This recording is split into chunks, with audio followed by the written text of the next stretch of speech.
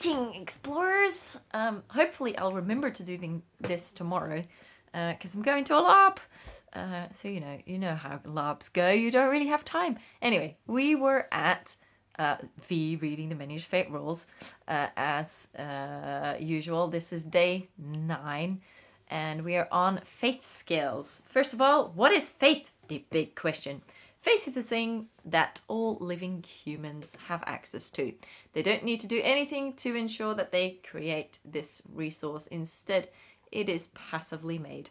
The corrupted, with a big capital C, are unable to wield faith in its pure form. They are able to use it when they have altered it.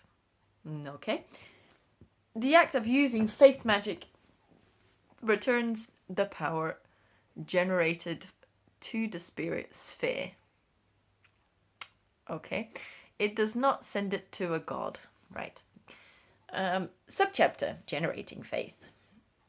At the start of every event, each player will get 1 faith token. On these tokens, they will have their player ID printed. How do I get more faith? ? A character generates 1 faith for the event, unless they have a skill that increases this. They are able to use any faith that they have collected from other characters by performing the dedicate ceremony. Dedicate with a capital D. There may be ways to get more faith within the world of Menhirs Fate. Death and faith. When a character dies and any faith they had is immediately lost. In the game, the power is sent to the sphere of the spirits. Subchapter, Ceremonies. Ceremonies are workings that allow mortals wield the power of the gods, although these may look similar to the magical rites. These are empowered by the faith of the people instead of weird, and for this reason they have no chance of failing and often focus on a person's spiritual essence. Ceremonies step by step. All ceremonies are enacted by the following and same simple process. 1. Choose a ceremony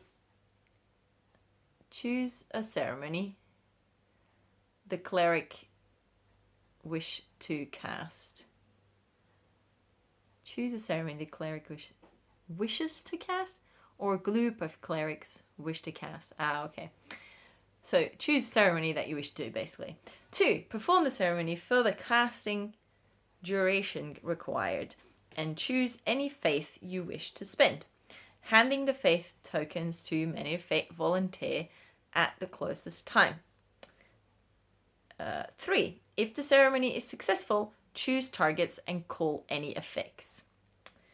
Right. Subtitle, Performing a ceremony. To perform a ceremony, there are no set rules, but as a general guide. 1. Work together if you are in a team. 2. Reference the ceremony name that you are performing. 3. Reference the specific god that you are calling upon. 4.